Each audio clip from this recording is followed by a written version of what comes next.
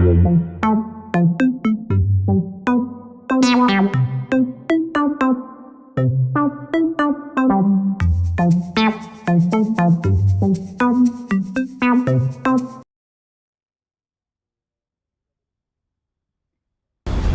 kita jumpa lagi ya dengan Lian Jaya Sakti Lubis. Kali ini saya ditemani dua sahabat saya nih. Ini sahabat lama, Bapak Farhan atau Bang Farhan Helmi. Beliau adalah kepala sekolah Tamrin School dengan inisiator Dilans Indonesia. Nanti kita tanya apa itu kepala sekolah atau Tamrin School itu apa, Dilans itu apa. Di sebelah kanan saya ini Bapak Andar Manik. Sahabat lama, sahabat baru. Sahabat lama dan paling lama lagi. Cas dulu. Nah, beliau ini CEO atau founder Jendela Ide. Kami berada di Cultural Space, suatu ruang terbuka, ruang untuk kebudayaan mengekspresikan kebudayaan di dalam Tahura Juanda. Sebelum kita ngobrol-ngobrol nih Pak Farhan, ini Cultural Space ini punya makanan banyak nih. Mau pesan makan dulu, apa dulu? Boleh. Buku menunya nih yang sehat-sehat. Dahsyat nih buku menunya nih. Karena ini kepala ini lumayan nih. Yang sehat. Apa? Sehat, apa? Yang sehat-sehat. Apa? Veggie ada nggak? Apa itu veggie? Vegetarian. Oh, vegetarian. Enggak. Om Farhan apa? Ini aja. Apa? Yang gorengan apa tuh? Gorengan. Oke, pisang goreng kribo satu. Yang rebus-rebus ini ya? apa nih? Ini Dek, sini Dek. Dimsum. Pisang goreng kribo satu, dimsum satu, terus yang ini ada siomay, ada apa? Tahu ada? lengkap aja lengkap. Lengkap. Dimsum terus ya. Nah, kopi mau kopi gak? Nggak. Di sini kopinya itu ya, di sini biji kopinya itu dari dalam Tahura Juanda nih. Nah, gitu. Sejak zaman Belanda ini. Aku mau nyoba. Jadi Belanda meninggalkan biji-biji kopi, tumbuh, dia ambil luwak, jadi banyak, kemudian kita panen. Belum tentu zaman Belanda. Penduduk di sini juga dulu udah nanam. Oh ya bisa jadi juga sih. Tapi kata gua tanya kopinya dari mana lo? Dari Belanda begitu. Kopi mah nggak punya Belanda. Belanda mah nggak punya kopi. Oh iya, oke ya. Nanti kopi pesan kopi gak? Kopi. Kopi apa? Yang proses apa? Natural ada? Natural proses? Full wash. Di fisik. Full wash V60, satunya kopi cappuccino aja yang biasa. Ya, cappuccino kita. Cappuccino. Dua berarti dua. Numero uno. Italiano. Cappuccino-nya dua, ininya V60 satu. Yang lain itu tadi ya, yang tadi. Oke. Di Kultural ini menunya banyak, enak-enak, ya, enak-enak sekali. Jadi kalau datang ke sini bisa ngobrol di sini, bisa makan di sini. Tapi sayangnya kita belum punya atap nih, jadi kalau hujan bubar. Ya kan atapnya langit. Oh, atapnya langit ya, misbar nih, ya, habis gerimis bubar. Oke, itu nanti kita mau bicara tentang pembangunan eksklusif. Buku ini buku lama, tapi masih menarik dan kata Bang Farhan sebagai kepala sekolah, buku ini up to date untuk mahasiswa dan untuk seluruh siswa dan untuk seluruh warga negara dan untuk pemimpin dan untuk semuanya. Ya. Jadi masih sangat update. Ya, nanti kita bahas. Oke, kita break sebentar dulu ya.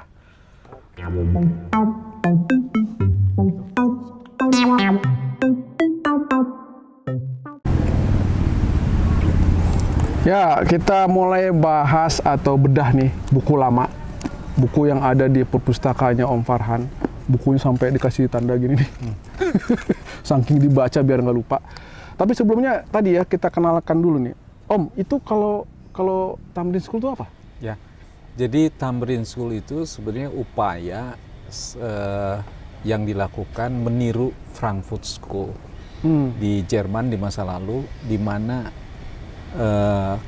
kumpulan orang-orang kritis itu untuk menjaga satu peradaban itu menjadi penting. Jadi orang-orang kritis itu adalah dibutuhkan bagi satu bangsa dan negara agar terus memperbaharui diri, memperbaiki diri. Nah, itu didirikan itu di lokasinya itu dulunya itu di kantor Dewan Nasional Perubahan Iklim. DNPI ya? DNPI, makanya disebut, kebetulan kantornya ada di Tamrin, maka kita sebut sebagai Tamrin School. Nah, isinya itu yang ikut di situ berlatar belakang macam-macam. Ini sejak kapan ya? Berdiri sejak kapan? Tahun 2015. 2015, jadi sekarang udah sekitar 16 tahun ya? 6 tahun. 2015. 2015, 16. Oh, 6 tahun ya? Ya, 6 tahun. 6 7 tahun ya. Nah, jadi Udah ada alumninya belum?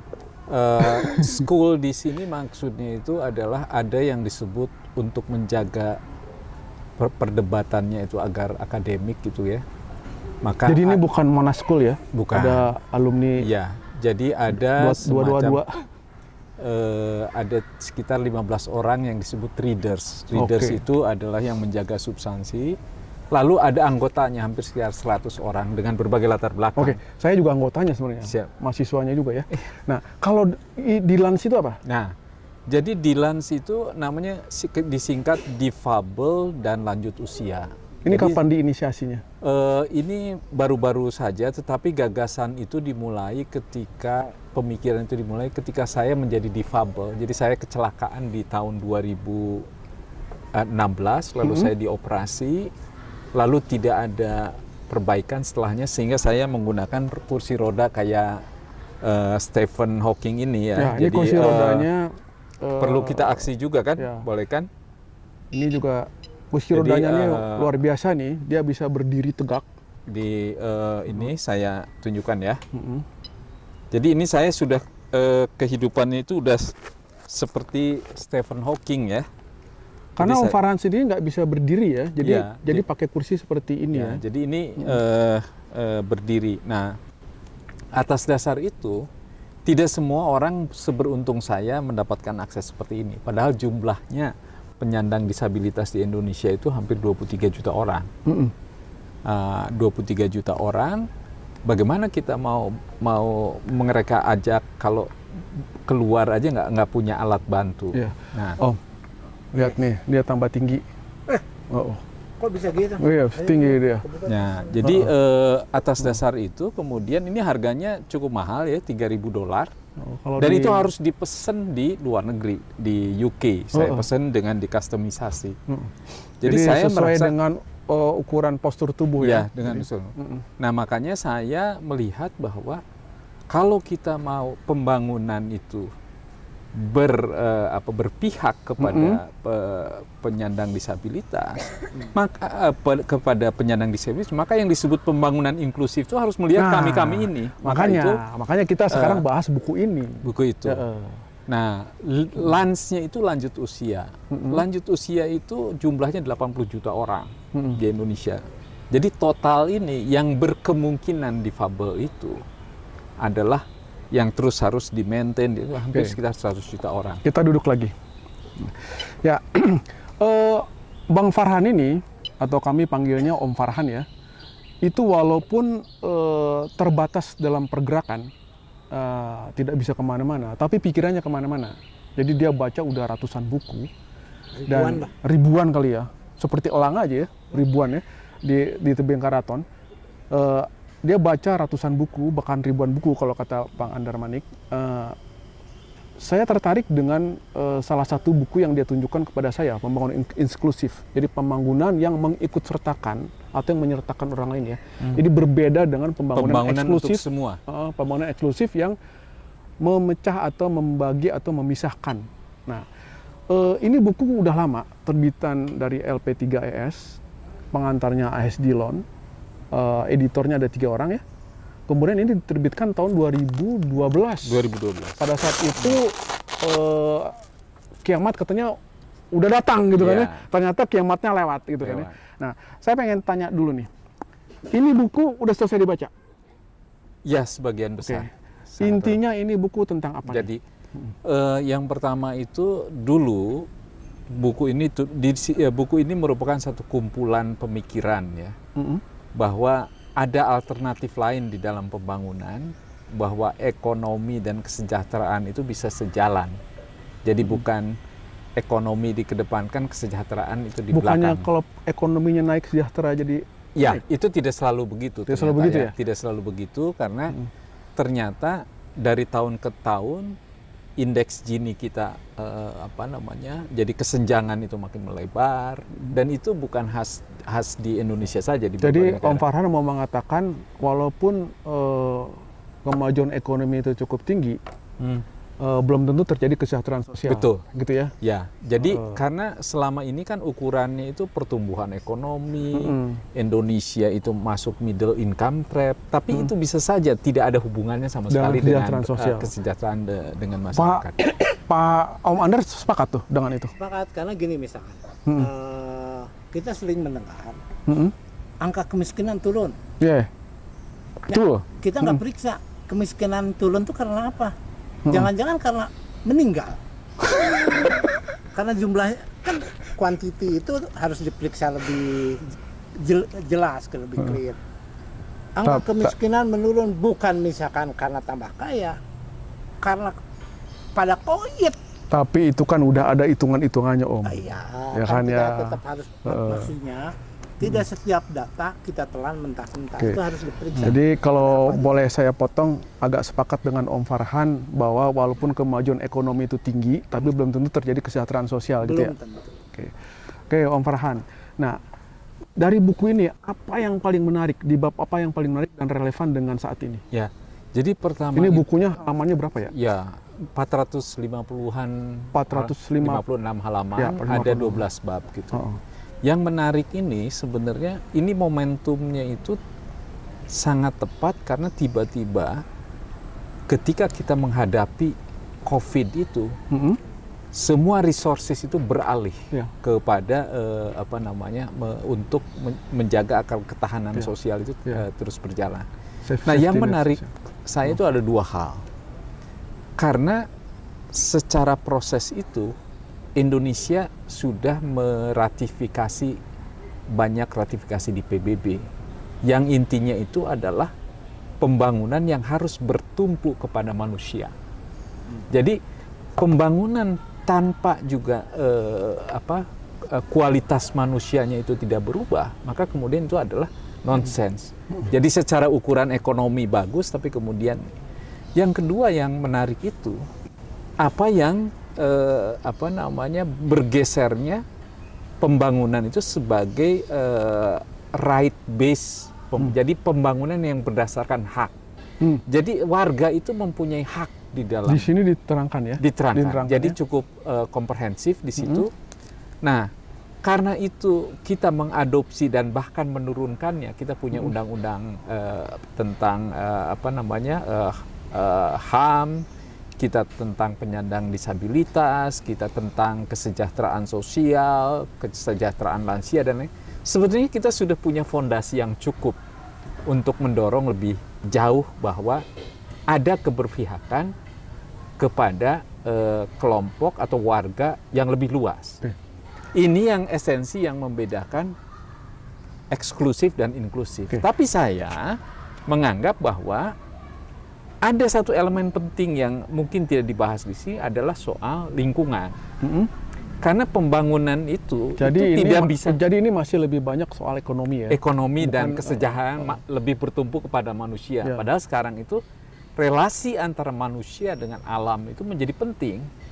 Mau digenjot habis-habisan, kalau dia alamnya itu tidak mendukung, itu nonsens. Ya. Sekarang kita tahu banjir dan lain-lain kan. Mungkin ini harus di-insert masalah itu ya. Ya. Ini saya baca nih di halaman 320, ada sistem jaminan sosial nasional untuk gerbang kesejahteraan. Sekarang kan pembangunan di Indonesia udah banyak jaminan sosialnya. Ya. Nah, sebenarnya ketika buku ini ditulis atau diterbitkan 2012, sepertinya kalau saya boleh bilang Ya. itu sudah diimplementasikan tuh sistem Ya. jaminan sosialnya.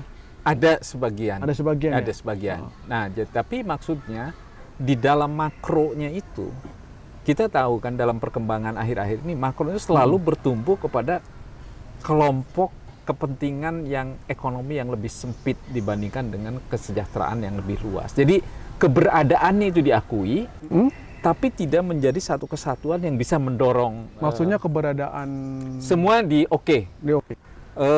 Kelompok yang oligarki yang juga ini oke, yang rakyat kecil oke gitu. Semua diokekan. Jadi ini adalah agenda oke kan.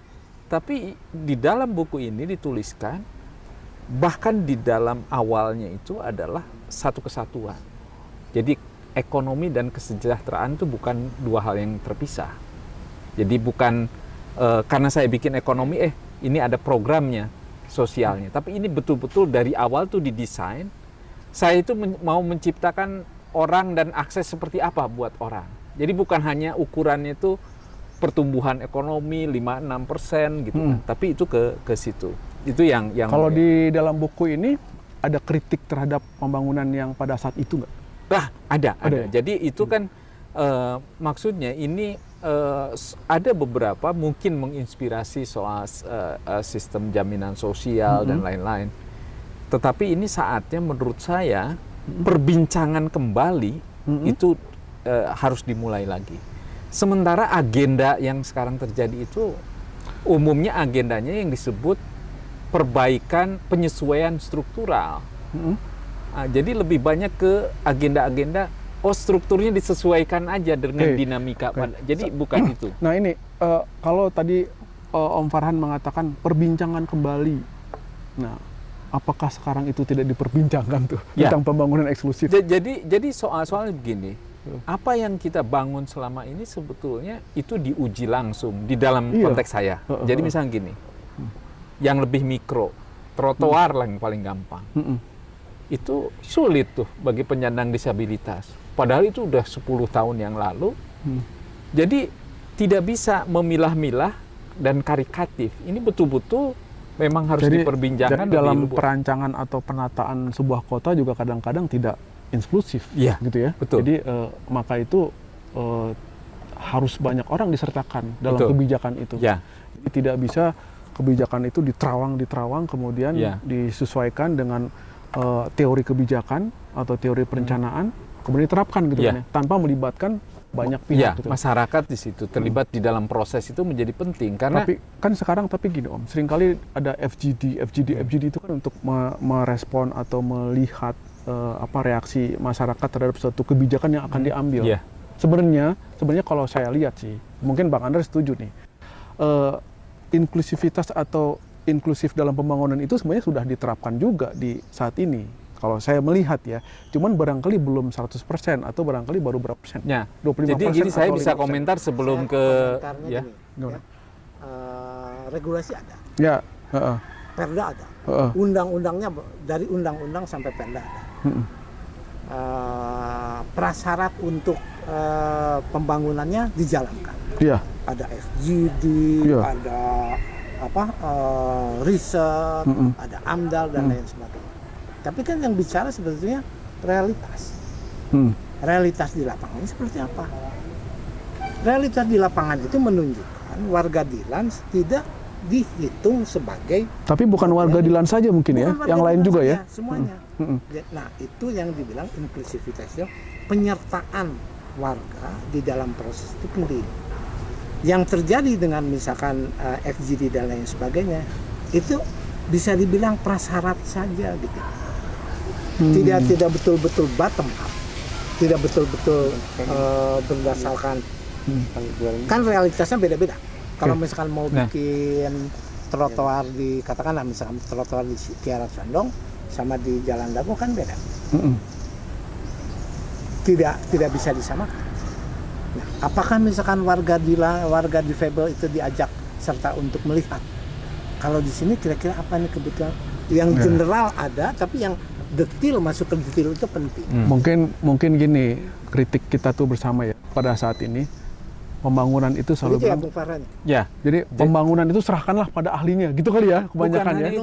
Bukan hanya itu. Jadi gini, yang terjadi banyaknya kan pembangunan serahkan pada ahlinya. Di dalam proses yang disebut sampai kepada engagement, yang disebut partisipasi itu bukan daftar absensi. Bukan. Jadi sejak awal itu didesain, saya mau merencanakan A. Mari kita prosesnya. Tapi bukan ini sudah jadi, diperbincangkan oleh sebagian orang, dibuat lalu disosialisasikan. Nah itu yang sering terjadi. Jadi semacam mencari legitimasi gitu ya, sebenarnya. Jadi ini kami udah buat perencanaan, Anda sudah kami undang untuk FGD, Anda sudah memberi masukan, sekarang kita launching lagi, silahkan dikritik dan kemudian kasih masukan dan itu dilegitimasi. Sudah terjadi inklusivitas dalam pembangunan. Jadi keadilan itu bahkan harus datang di pikiran sejak di awal itu sudah terlihat gitu. Orang berproses. Tapi kembali. Mungkin kalau dibanding dengan beberapa tahun yang lalu, Orde Baru terlalu jauh lah ya.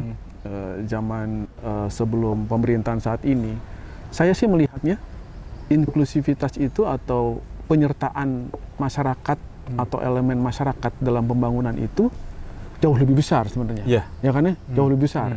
Cuman tadi persoalannya tadi seperti kata Om Andar, jangan sampai itu semacam formalitas saja gitu ya. Semacam performa saja. Kan ada misalkan dulu PRA ya, Participatory Rural Appraisal. Itu sebagai prasyarat untuk misalkan proses pembangunan. Dibuatlah. Ya. Ini sudah ada nih. Ininya nih. Ini cappuccino-nya sudah ada nih.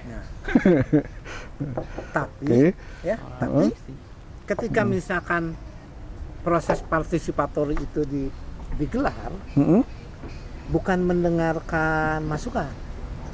Seperti kata Bung Farhan, kami sudah mau membuat ini. Nah, terus masukannya gimana? Kalau masukannya tidak sesuai dengan apa yang sudah direncanakan, tidak akan dimasukkan. Bukan partisipasi namanya. Nah, ya Bung Farhan. Ya. Kalau kita lihat nih kan ada hierarki pemerintahan kan ada banyak nih. Dari pusat, provinsi, daerah. Di dalam buku ini tentu tidak memilah-milah itu ya. Jadi seluruh aspek pembangunan itu harusnya seperti itu. Gitu kan ya. Tapi kalau lihat pada kenyataannya, mana yang lebih tidak inklusif? Tingkat daerah, kabupaten kota, provinsi, atau tingkat pemerintah pusat? Saat ini, secara umum saja. Nah, saya kalau di dalam buku itu yang menariknya itu semua aspek dimensi dari pembangunan inklusif itu dibuka. Ya. Jadi misalnya desentralisasi. Tidak mungkin ngurusin trotoar yang ada di Bandung ini sampai kemudian di kebijakan pusat sekali, tapi udah pada level dinas gitu. Jadi sudah ada transfer itu ya. Lalu juga akses kepada sanitasi misalnya. Jadi desain itu betul-betul ada aspek desentralisasi. Tetapi elemen yang terpenting dari semua itu tadi komponen partisipasi. Yang original, Pak. Karena walaupun didesentralisasi, dia bisa juga melakukan sentralisasi di lokasinya, di kabupaten, kepada yang di bawahnya. Nah, kan itu bisa terjadi. Jadi, juga. Tahap desentralisasi itu hanya pada hierarki pemerintahan ya. Begitu pada hierarki yang paling bawah harus menerapkan, mereka sentralisasi semua gitu ya. Jadi tidak ada keterikatan atau keikutsertaan elemen lain. Jadi kalau boleh disimpulkan barangkali ya, dalam hierarki pemerintahan itu inklusivitas itu memang harus dibedah atau dipilah-pilah atau apa namanya ya, dibuat suatu yang apa namanya ada suatu bentuk bakunya atau gimana? Betul. Jadi pertama ini kita kan punya, ini yang paling dekat ya. Kita punya visi Indonesia 2045. Nah, bagaimana elemen itu masuk? Kita tidak lagi bicara, kalau kita tanya kepada para penentu kebijakan, supaya kita ini tidak masuk middle income trap, kan selalu begitu. Padahal itu kita tahu, kita masuk pun lebih tinggi itu tidak serta merta langsung akan turun kepada. Nah, jadi menurut saya bukan hanya sekedar mainstreaming. Sekarang itu fondasinya harus ditaruh bersama. Sekarang saatnya ya. Buku ini tebal. Saya hanya mengupas sebagian saja yang mungkin cukup relevan sampai saat ini di cultural space. Tentu kalau kita bedah ini cukup panjang, bisa waktu sejam lebih ya. Jadi masih bisa dicari nggak buku ini? Mungkin bisa. Mungkin masih bisa ya di LP3S atau di Pustaka ya. Kami coba membuka memori lama tentang sebuah buku dan barangkali dengan sedikit mereview ini, dengan melihat refleksinya pada saat ini, ada semacam sumbangsih atau menggerakkan pikiran, oh iya ya, inklusivitas dalam pembangunan itu harus diubah nih, harus dilihat dari kasus per kasus, tidak mulai pukul rata dan tidak hanya performa saja atau formalitas yang seperti dikatakan Pak Andar tadi. Dan yang paling penting, komunikasi, culture and nature, gitu ya? kultur and natur, bukan berfokus kepada manusia saja, tapi kepada alam. Budaya manusia, dan alam, keseimbangannya bagaimana nih? Kan manusianya berarti kultur, alamnya kan dialog ini yang Oke, sampai situ episode keempat dari bedah buku bagus Lian Jaya Sakti Lubis. Kita ketemu di video berikutnya dengan buku yang lebih menarik. Sampai jumpa.